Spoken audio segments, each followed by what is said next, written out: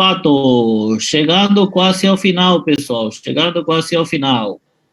Muy bien, vamos a empezar a estudiar el sistema digestivo, aparato digestivo, como quieran llamarlo ahí. Entonces, el sistema aparato digestivo es el conducto que va a tener varias funciones que vamos a estar viendo el día de hoy, cuáles son las funciones principales que tiene este sistema o aparato digestivo, y vamos a comenzar a hablar sobre algunas alteraciones patológicas que puede presentar entonces nuestro sistema digestivo o aparato digestivo. Entonces aquí tenemos una imagen de toda la conformación anatómica del sistema digestivo. Sabemos que el sistema digestivo es un conducto, un tubo que tiene que llevar entonces el alimento desde la boca hasta poder excretar las sustancias que no sirven. Entonces, para poder excretar aquí, en forma de materia fecal, esas sustancias que el organismo no necesita, entonces lo va a expulsar. Entonces tenemos un tubo de aproximadamente 11 metros de longitud. Empieza aquí a nivel de la cavidad oral, cavidad bucal. Luego tenemos la faringe, el esófago, el estómago, intestino delgado. La primera porción es el duodeno. Luego tenemos el yeyuno ilion. Luego tenemos el colon, ascendente, transverso, descendente. Aquí está el colon, sigmoideo, el recto y el canal anal. Todos los componentes de nuestro sistema digestivo. Una longitud promedia de 11 metros que van a cumplir con la función de, por un lado, poder digerir los alimentos que vamos a estar ingresando dentro de este tubo. Entonces, tiene que digerir, tiene que absorber, tiene que secretar sustancias, y lo que no sirve va a excretar. Entonces, las principales funciones que tiene nuestro sistema digestivo es la digestión, absorción, secreción y excreción. Esas van a ser las distintas funciones, las principales funciones aquí de nuestro sistema digestivo. El alimento, cuando entra aquí en la cavidad oral, cavidad bucal, nosotros introducimos el alimento en la cavidad oral o bucal. Generalmente el alimento contiene los 3 macronutrientes, y esos 3 macronutrientes son los carbohidratos, las proteínas y los lípidos. El alimento que entra en la boca, aquí la lengua capta que el alimento ha llegado en la boca y envía una señal hacia el sistema nervioso central. El sistema nervioso central va a ejecutar una respuesta para la glándula parótida, submandibular y sublingual, y se va a comenzar a echar saliva en la cavidad oral para poder mezclar ese alimento con la saliva para facilitar triturar ese alimento. Pero algo importante que aquí la parótida ya va a secretar una enzima para iniciar la digestión de un producto muy importante aquí para el cuerpo, para obtener el combustible para la célula. Entonces, la parótida va a comenzar a secretar junto con la saliva la amilasa salival, que es la enzima que va a iniciar la digestión de los carbohidratos. Los carbohidratos van a comenzar a romperse por la amilasa salival y obtener cadena de almidones. Entonces, al mezclar el alimento aquí con la saliva, triturarlo, se va a formar una masa alimentar. Entonces esa masa recibe el nombre de bolo alimenticio. Y es ese bolo alimenticio cuando tiene cierto tamaño, disminuimos al máximo el tamaño para que esto pueda pasar por la faringe. Ahí es donde nosotros vamos a enviar el alimento hacia atrás en un acto de deglución, que significa tragar, y vamos a iniciar el proceso de la deglución. La deglución es un acto mecánico que tiene 3 fases. La primera fase comienza en la cavidad oral o la cavidad bucal. Es la fase voluntaria. Hasta ahí nosotros gobernamos a ese alimento que va a entrar en la boca. Si no queremos que entre en la boca, escupimos el alimento. Pero si queremos, lo enviamos hacia atrás y luego viene aquí a la faringe. Entonces aquí lo que se va a producir es que el alimento va a distender a la faringe, y al generar la distensión de la faringe, señal refleja aferente, descarga eferente, que inicia el peristaltismo faríngeo, en donde se inicia la fase involuntaria de la digestión. Entonces, la fase faríngea es la segunda fase, que es la fase involuntaria. El objetivo va a ser vencer aquí al tono del esfínter esofágico superior para que se contraiga la faringe y el bolo pueda entonces atravesar ese esfínter esofágico superior. Ahí entra el alimento a nivel del esófago y se inicia la tercera y última fase de la digestión, que es una fase involuntaria. Entonces tenemos nosotros la fase esofágica, que cuando entra el alimento dilata la cavidad, señala hacia el sistema nervioso respuesta para que pueda iniciar el acto de contracción por inervación aquí de los plexos mioentéricos que están en la camada muscular aquí de la estructura de todo ese sistema digestivo. Entonces, mediante el peristaltismo es conducido el alimento. Ahora aquí abajo va a encontrar otra pequeña resistencia, que va a ser el esfínter esofágico inferior. Por un lado, el diafragma forma una pequeña fuerza aquí, hace para que el tubo digestivo en la parte distal del esófago disminuya el calibre para que el contenido del estómago no vuelva hacia atrás. Entonces el diafragma más el cardias aquí son los que van a formar la estructura esfinteriana inferior. Entonces, por ondas peristálticas se va a contraer, se vence aquí el tono del esfínter esofágico inferior y ahí es donde cae el alimento ahora en la estructura del estómago. El estómago tiene glándulas que están aquí en el cardias, glándulas que están aquí en el fundus, cuerpo y en la región pilórica. Así van a estar distribuidas. En el fundus y en el cuerpo, las glándulas se llaman glándulas oxínticas. Y hay dos células muy importantes ahí. Las células principales y las células parietales. Las células principales del estómago van a producir pepsinógeno y van a producir factor intrínseco. Y las células parietales son las que van a producir el ácido clorhídrico.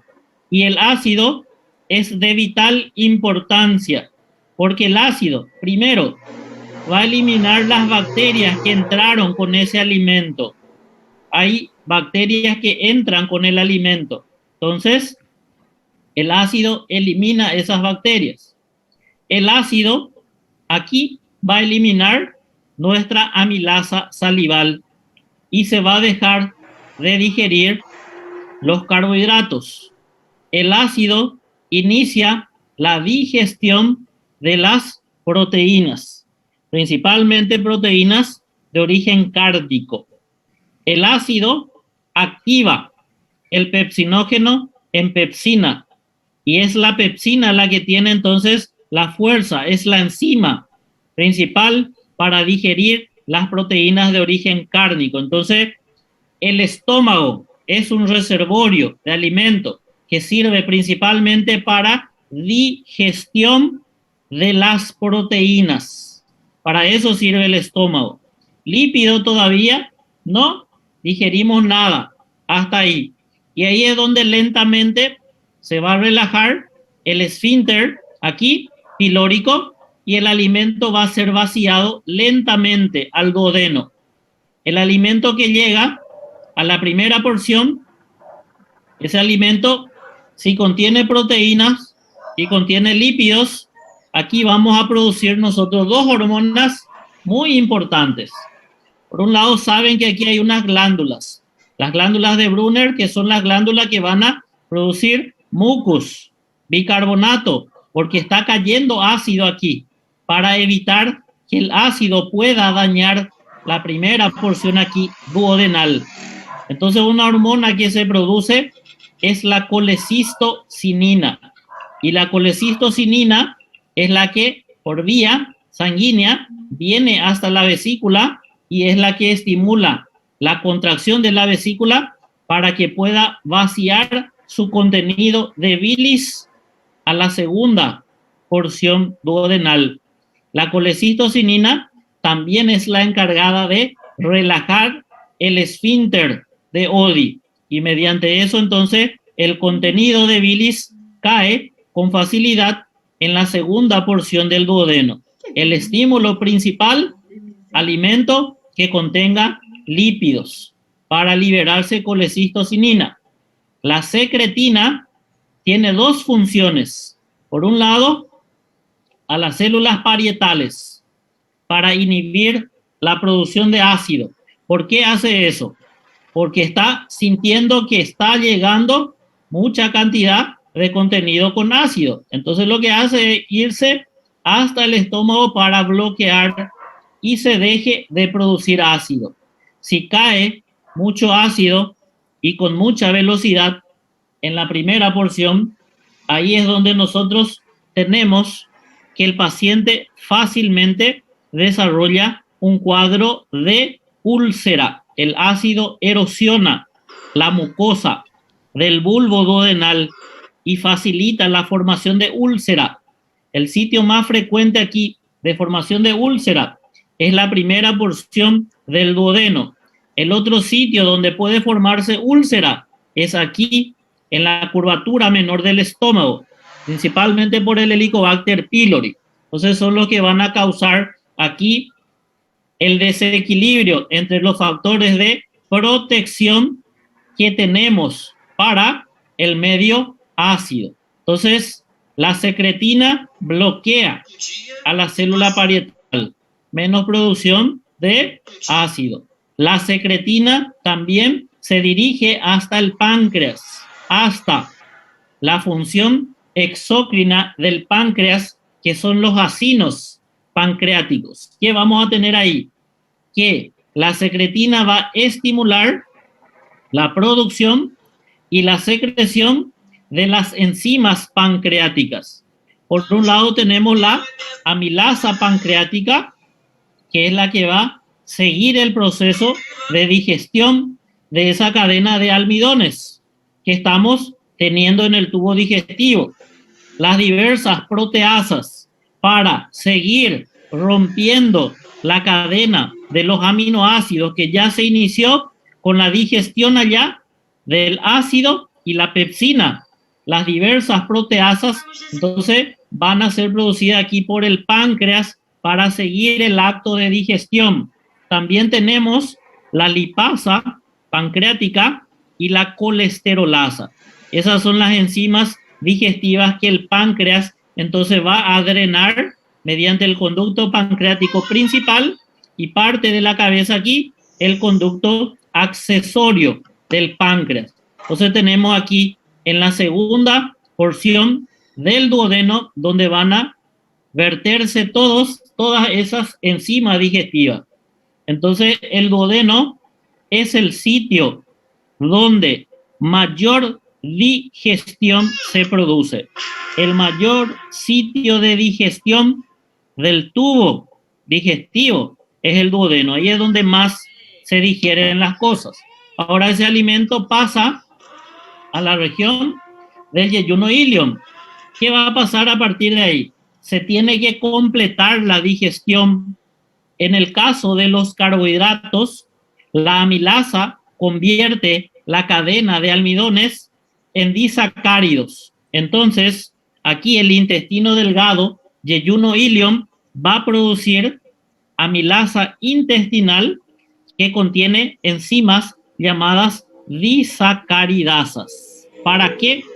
Para romper esos disacáridos y nosotros obtener los monosacáridos. ¿Y cuáles son los monosacáridos? Glucosa, fructosa y galactosa. Y son estos los monosacáridos que van a ser absorbidos en la región del yeyuno ilion y van a dirigirse por el sistema venoso. Entonces, es absorbido por el capilar venoso. Va a la vena mesentérica superior y ese contenido de monosacáridos va a ir a parar a nivel del hígado. El principal, la glucosa. Por eso es que el hígado convierte su cavidad en un depósito de glucosa. Entonces comienza a acumular glucosa y eso se llama glucógeno hepático. También un pequeño porcentaje es distribuido a los músculos para poder almacenarse también ahí ese glucógeno, el glucógeno muscular, que cuando hay actividad física, entonces rápidamente se rompe de ahí para que los músculos rápidamente obtengan la energía necesaria para poder realizar el trabajo muscular. Luego también el jugo intestinal, el intestino, en las células de la mucosa intestinal van a producir las proteasas intestinales para completar la ruptura de esos oligopéptidos y tener los aminoácidos esenciales que van a ser absorbidos y van a ir por el mismo sistema de los monosacáridos, por el sistema del capilar venoso, vena mesentérica superior, y van a ir a parar al hígado. Y el hígado lo que va a hacer es volver a formar las diversas proteínas. Entonces el hígado, mediante este mecanismo, es la principal fábrica proteica que tiene el cuerpo. Ahora vamos a tener también la lipasa intestinal, en donde esos triglicéridos van a ser rotos. Se rompe el glicerol, se quedan libres los ácidos grasos y ahí es donde se absorbe el ácido graso, se absorbe el colesterol, pero esto no se dirigen por el capilar venoso. Estos van por el capilar quilífero y ese capilar quilífero inicia el sistema del conducto torácico y es por el conducto torácico donde sube. Entonces, donde van a subir los lípidos hasta el ángulo yugulo-subclavio izquierdo y ahí es donde cae directamente en el sistema venoso y cae directamente al corazón y el corazón es el que va a encargarse de distribuir por todo el cuerpo los lípidos. Por un lado vamos a tener acumulación en las células que están formando el panículo adiposo, los adipocitos, y ahí van a acumularse entonces estos ácidos grasos, estos triglicéridos. Va a dirigirse también al hígado para poder almacenarse ahí. En el hígado, el lípido llega mediante la arteria hepática propia, mediante el sistema arterial es donde tenemos nosotros lípidos llegando hasta el hígado. Entonces, los monosacáridos, el sistema venoso, los aminoácidos venosos y la arteria, entonces es la que trae a partir de aquí los lípidos y tenemos esos nutrientes en esta enorme fábrica que tiene el cuerpo ahí para poder metabolizar entonces esos nutrientes, poder almacenar y disponer cuando esté faltando en el cuerpo. Todo lo que no sirve pasa al colon del lado derecho. Aquí tenemos una válvula que tiene que impedir el reflujo de esas sustancias que van a formarse para excretar del cuerpo, la válvula ileocecal. Entonces tenemos aquí donde va a iniciarse la formación de la materia fecal. El colon derecho es encargado de reabsorber 25% de agua, de líquido. Entonces tenemos aquí el inicio, la formación de la materia fecal. Lado derecho, entonces es algo pastoso, se forma la materia fecal en forma de pelotitas, bolitas, llamadas fecalitos, coprolitos, y uno de ellos es lo que tiene que entrar aquí en la luz del apéndice para causar apendicitis, que es la principal causa. Otra causa puede ser la hiperplasia de los folículos linfoides, pero eso vamos a tocar en otra clase cuando estemos hablando específicamente de apendicitis aguda. Ahora el alimento aquí es donde en el colon del lado izquierdo vamos a completar, sacar el líquido que está quedando todavía ahí para dejar la materia fecal tipo una estructura casi sólida. Se pierde agua por ahí, pero muy poca cantidad de agua con la materia fecal. Con la materia fecal se pierde muy poca cantidad de agua. Entonces se forma la materia fecal y una vez formada, esa materia fecal se almacena en el recto. Cuando está completamente ahí ocupando la cavidad rectal, es donde hay el estímulo por dilatación al sistema nervioso central y ahí es donde nosotros tenemos las ganas de evacuar. Entonces encontramos un sanitario, relajación y por estímulo reflejo esto se contrae y permite la expulsión de esa materia fecal que se produjo. Entonces esas son las funciones básicas que nosotros vamos a tener en todo nuestro tubo digestivo. Y ahora vamos a ver algunos trastornos que podemos tener en la deglución. El trastorno que se puede dar en la estructura faríngea y el trastorno que podemos tener en la estructura esofágica. Entonces, trastornos motores de la deglución. Cuando nosotros tenemos alguna dificultad para tragar, la nomenclatura técnica para referir que una persona tiene dificultad para tragar se llama disfagia. Entonces es síntoma de dificultad para tragar el bolo alimenticio. Puede haber problema en la faringe o puede haber problema en el esófago para que el alimento pueda llegar, en este caso, hasta el estómago. Ahí tenemos donde se está produciendo la masticación de un alimento. Y tenemos que la deglución tiene 3 fases, como dijimos. La oral es la voluntaria, faríngea y esofágica van a ser las involuntarias. Entonces puede haber alteraciones de la región faríngea, entonces tenemos una disfagia orofaríngea o podemos presentar alteración a nivel del esófago. Y eso vamos a ver qué es lo que podemos tener de alteración y de manifestación. Aquí una alteración, primeramente, que podemos tener una hipertonía del esfínter esofágico inferior. Entonces, si un paciente tiene una hipertonía de ese esfínter esofágico inferior, entonces aquí la musculatura faríngea tiene que hacer mucha fuerza. Ustedes saben que la faringe presenta músculos constrictores y músculos elevadores. Aquí está el constrictor superior, medio e inferior. Y aquí por debajo tenemos el cricofaringio. Y las fibras inferiores del cricofaringio son las que forman el esfínter esofágico superior. Si hay una hipertonía, ahí es donde tenemos aquí un área de debilidad que se llama triángulo de Killian. Ahí es donde se puede formar, miren, un divertículo inferior al músculo cricofaringio. Este divertículo probablemente vean pacientes que tengan esta alteración. Se llama divertículo de Zenker, es donde el alimento, miren aquí se almacena alimento y es lo que posteriormente dificulta la contracción aquí de la musculatura faríngea, presentando ese paciente una disfagia orofaríngea. Entonces, la disfagia orofaríngea, tenemos alteración de la motilidad.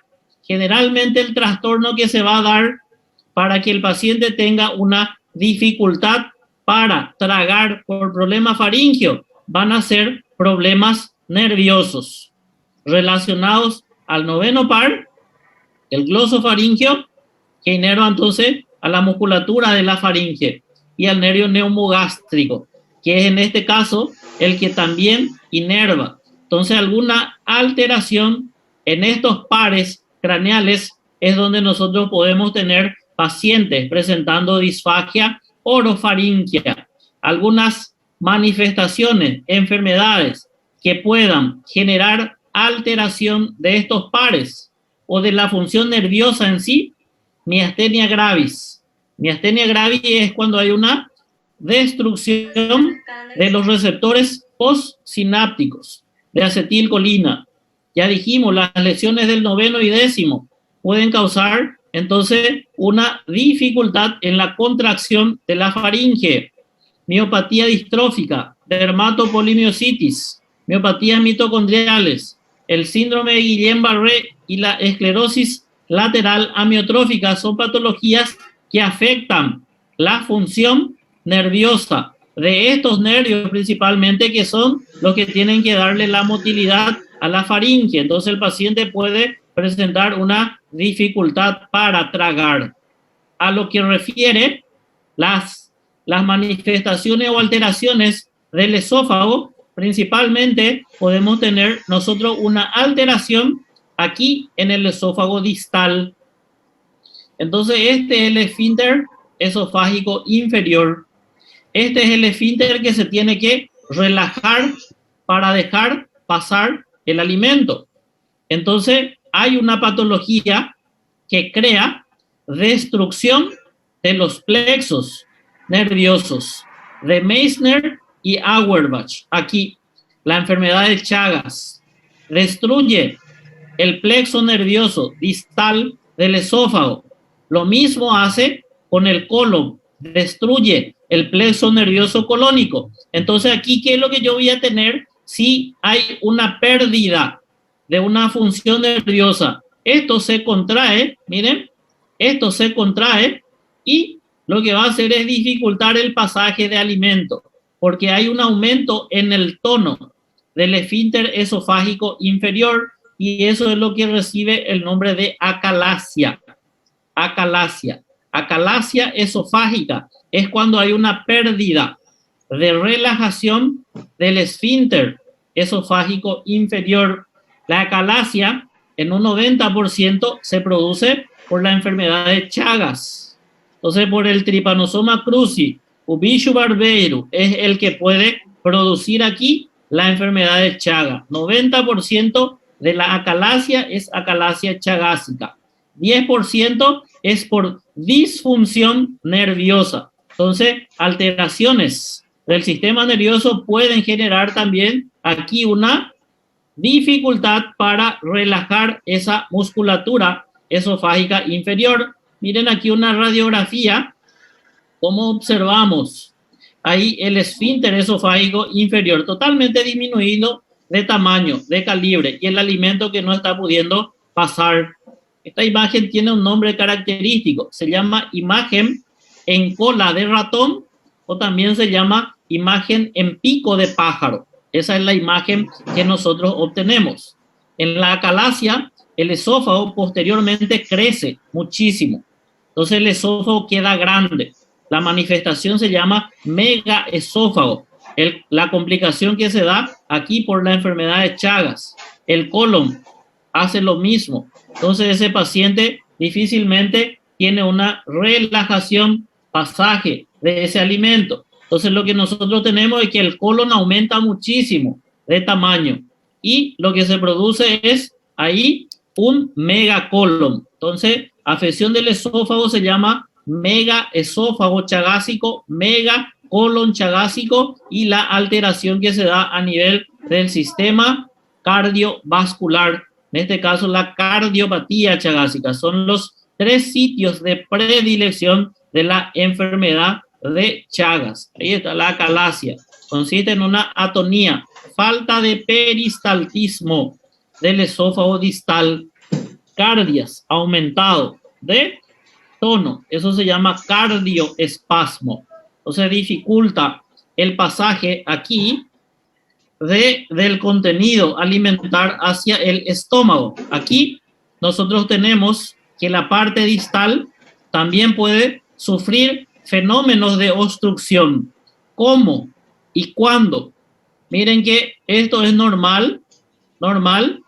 Aquí es donde el alimento que pasa, ese alimento tiende a volver, y cuando vuelve el alimento vuelve con mucho ácido. Y si nosotros tenemos mucho ácido volviendo aquí hacia el esófago distal, lo que se va a producir es que se va a cambiar el epitelio del esófago distal. Entonces el paciente va a desarrollar un cuadro de metaplasia de Barré, o llamado esófago de Barré. Y posteriormente esto, si es que nosotros no controlamos, puede evolucionar a un cáncer de esófago distal, que es el adenocarcinoma de esófago distal. Entonces el esófago de Barré y el carcinoma esofágico o adenocarcinoma de esófago distal son las que posteriormente van a generar obstrucción del esófago y el alimento no va a poder caer hacia el estómago. Entonces, la acalasia y las disfagias obstructivas por esófago de Barré o adenocarcinoma son los que van a causar principalmente, en este caso, la disfagia esofágica. Entonces tenemos aquí la enfermedad de Chagas, en un 90% es causante de acalasia. Los disturbios neuromusculares en un 10% causan acalasia de esófago. ¿Qué significa? Aumento del tono del esfínter esofágico inferior. Y las patologías obstructivas que pueden generar disfagia esofágica son, en este caso, el esófago de Barré y el adenocarcinoma. Volviendo a lo que es el reflujo gastroesofágico, que lleva a desarrollar la enfermedad aquí de esófago de Barré, nosotros tenemos que puede producirse por una disminución del tono del esfínter esofágico. Ahí vean el diafragma, aquí está el propio cardia, doble acción para generar una estructura esfinteriana. Entonces existen factores que pueden predisponer, miren, el reflujo de ácido. Entonces cuando hay reflujo, este medio es alcalino, esto es muy ácido. La persona que tiene reflujo, si entre ustedes hay alguien que tiene reflujo, esta es la sensación que siente ese paciente cuando presenta el reflujo gastroesofágico. Entonces tenemos una sensación de quemazón retroesternal.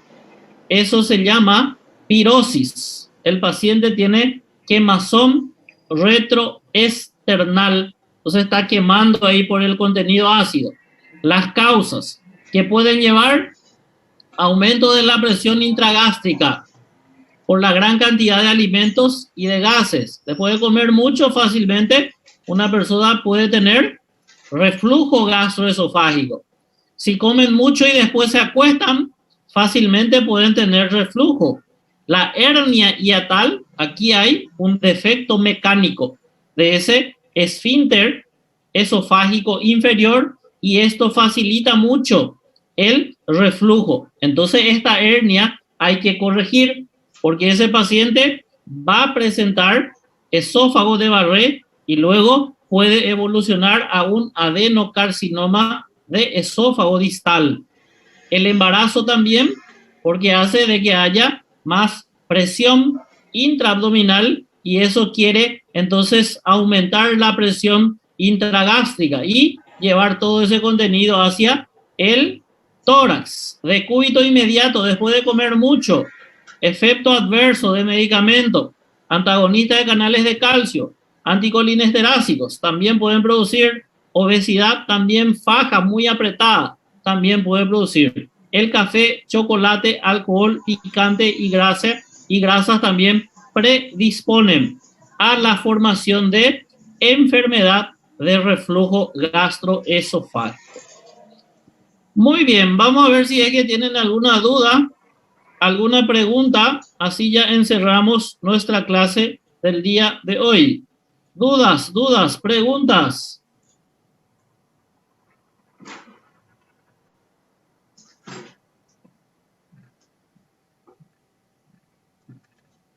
Doctor, ¿cómo es el nombre de la quemazón retroesternal mismo que tenía dicho?